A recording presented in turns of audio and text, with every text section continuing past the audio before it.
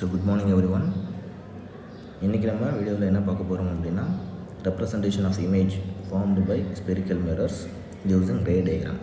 இதை வந்து நம்ம சிம்பிளாக ரே டயக்ராமுக்கான conditions both for concave mirror and then convex mirror image ஃபார்மேஷனுக்கான கண்டிஷன்ஸ் தான் இதில் பார்க்க போகிறோம். ஸோ வாங்க வீடியோக்குள்ளே போகலாம். ஸோ ஃபஸ்ட்டு கண்டிஷன் பாருங்கள், ray travels parallel to the principal axis. நம்ம ரெண்டு கண்டிஷனுமே பார்க்கலாம், both for concave and then convex mirror. இப்போ ஃபஸ்ட்டு கான்கேவ் மிரர் பார்க்கலாம். ஸோ கான்கேவ் மிரர்னால் நமக்கு தெரியும், கர்வ்டு இன்வர்டு இருக்கும், இது பிரின்சிபல் ஆக்சிஸ், இது பாயிண்ட் போல். கான்கேவ் மிரருக்கு வந்து ஃபோக்கஸ் வந்து லெஃப்ட் சைடு இருக்கும், கர்வேச்சர் வந்து லெஃப்ட் சைடு இருக்கும், இது நமக்கு தெரிஞ்ச விஷயம். ஸோ இந்த சைடு வந்து நமக்கு பாலிஷ் சர்ஃபேஸ் இன்வர்டு இருக்குது, இது வந்து சர்ஃபேஸ் நம்ம வச்சுக்கோங்க. இதில் we are going to place the object. அது இமேஜ் ஃபார்மேஷன் கண்டிஷனுக்கு ஹெல்ப் பண்ணும். இப்போது ஒரு ஆப்ஜெக்ட்லேருந்து வரக்கூடிய ரே, அந்த ray parallel to the principal ஆக்சிஸாக இருந்ததுன்னா என்ன கண்டிஷன்? இதுதான் அந்த ray travel parallel to the principal axis. அப்போ எனக்கு பிரின்சிபல் ஆக்சிஸ் இருக்குது, பிரின்சிபல் ஆக்சிஸ்க்கு மேலே பேரலாக ஒரு ரே பாஸ் ஆகுது. இந்த ரே வந்துட்டு ரிஃப்ளெக்ஷனுக்கு அப்புறம் will pass through focus. இதுதான் கண்டிஷன். அப்போ இதுக்கான நார்மல் லைன் எங்கே இருக்கும்? So its normal line will be through the curvature 90 degree இல்லையா? ஸோ இது கர்வேச்சராக இருக்கும். So according to law of reflection, incident angle and then reflected angle should be same. So இதுதான் condition for a concave mirror. இதே condition convex மிரருக்கு பார்த்தோம் அப்படின்னா, principal axis, point போல், இதில் என்ன கண்டிஷன்? ரைட் சைடு இருக்கும், ஃபோக்கஸும் கர்வேச்சரும் ரைட் சைடு இருக்கும், ஃபோக்கஸ் கர்வேச்சர் ரைட் சைடு இருக்கும். அப்போ இங்கேயும் அதே கண்டிஷன் தான். அந்த ரே ட்ராவல் நம்ம according to the sign convention என்ன condition? Always the object should be placed on the left side. அப்போ இங்கேயும் incident ray from the left side தான் இருக்கும். ஸோ இது incident ray. After reflection it should pass through focus. ஆனால் right side இருக்குது focus, right side வந்து ரே pass ஆகிறதுக்கான possibilities இல்லை இல்லையா? ஸோ அது வந்து ஒரு இமேஜினரி லைனாக தான் இருக்கும், விர்ச்சுவல் இமேஜ். ஸோ இப்படி பாஸ் ஆகிற மாதிரி டாட்டட் லைனில் ரெப்ரசென்ட் பண்ணுவோம். அப்போ ஆக்சுவல் ரே எது வழியாக பாஸ் ஆகும் அப்படின்னா, இங்கே இருக்க விர்ச்சுவல் லைனுக்கு அப்படியே ஸ்ட்ரெயிட். ஸோ இப்படி பாஸ் ஆகி வெளியில் போயிடும். அதனுடைய இம்ப்ரெஷன் எனக்கு ரைட் சைடு ஃபோக்கஸில் பாஸ் ஆகிற மாதிரி தெரியும். ஸோ இங்கேயும் so it will be angle of incidence, இது வந்து ஆங்கிள் ஆஃப் ரிஃப்ளெக்ஷன். இதுதான் கான்வெக்ஸ் மிரருக்கான கண்டிஷன். இது வந்து கான்கேவ் மிரருக்கான கண்டிஷன். எப்போது ஒரு ரே பிரின்சிபல் ஆக்சிஸ்க்கு பேரலாக ட்ராவல் பண்ணும்பொழுது ரிஃப்ளெக்ஷனுக்கு அப்புறம் அந்த ரே எது வழியாக பாஸ் ஆகும். இந்த கண்டிஷன்ஸ் எப்போவுமே மாறாது. இந்த கண்டிஷன்ஸ் தான் நம்ம இமேஜ் ஃபார்மேஷன் ரே டயக்ராமில் யூஸ் பண்ணுவோம். So image formation ray diagram வரைகிறதுக்கு இது ரொம்ப ரொம்ப இம்பார்ட்டன்ட். ஸோ நெக்ஸ்ட்டு கண்டிஷன் பார்க்கலாம். If a ray passing through the principal focus, இதுக்கு முன்னாடி பார்த்த condition parallel to the principal axis இல்லையா? இப்போ ரே வந்து இன்சிடென்ட் ரேவே ஃபோக்கஸ் வழியாக பாஸ் ஆகுது அப்படின்னா அது என்ன கண்டிஷனாக இருக்கும் அப்படின்னு பார்க்கலாம். ஸோ கான்கேவ், இது வந்து கான்வெக்ஸ். ஸோ இங்கே வந்து இது பாலிஷ் சர்ஃபேஸில் இதுக்கு பாயிண்ட், இதோடைய பாயிண்ட் போ. இங்கே வந்து ஃபோக்கஸ் இங்கே இருக்குது, கர்வேச்சர், ஃபோக்கஸ் ரைட் சைடாக இருக்கும், கர்வேச்சர் ரைட் சைடில் இருக்கும். ஸோ இதுதான் கண்டிஷன். இதில் என்ன கண்டிஷன் பார்த்துப்போம்? Incident ray is passing through the focus. Simple. அப்படியே அதுக்கான ஆப்போசிட் கண்டிஷன். பேரலாக இருக்கும்போது பிரின்சிபல் ஃபோக்கஸ் வழியாக பாஸ் ஆச்சு இல்லையா ரிஃப்ளெக்ஷன். இப்போது பிரின்சிபல் ஃபோக்கஸ் வழியாக பாஸ் ஆகும்போது இது இன்சிடென்ட் ரே.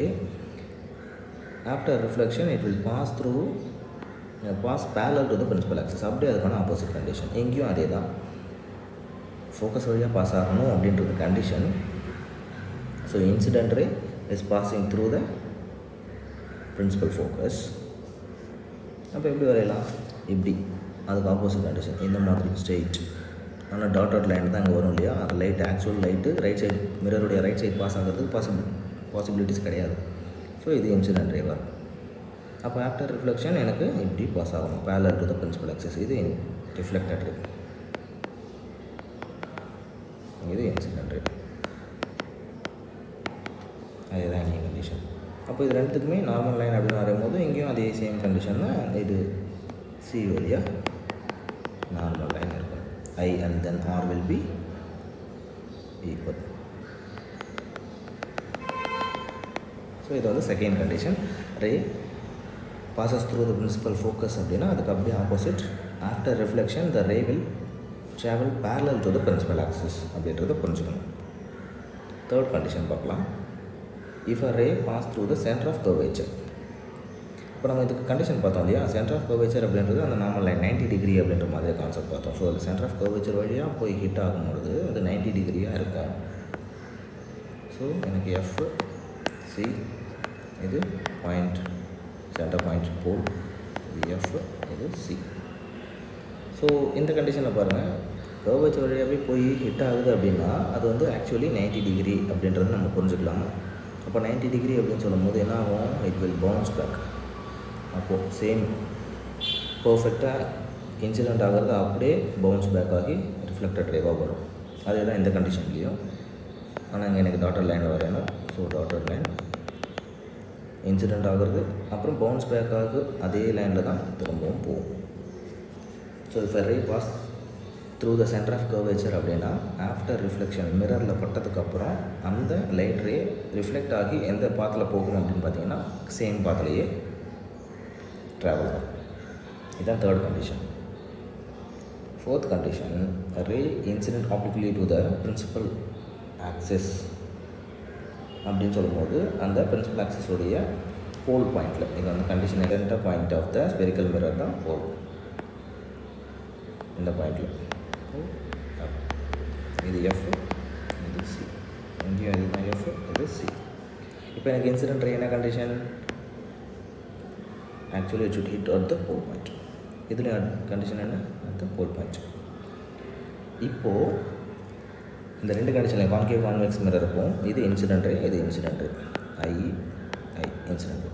ஆஃப்டர் ரிஃப்ளெக்ஷன் இந்த ரே என்ன ஆகும் அப்படின்னா சேம் ஆங்கிள் ஆஃப் இன்சிடென்ட்ஸில் என்ன ஆங்கிள் இன்சிடென்ட் ஆகுதோ அதே மாதிரி ஆங்கிள் ஆஃப் ரிஃப்ளெக்ஷன் சேம் ஆங்கிளில் ரிஃப்ளெக்ட் ஆகும்.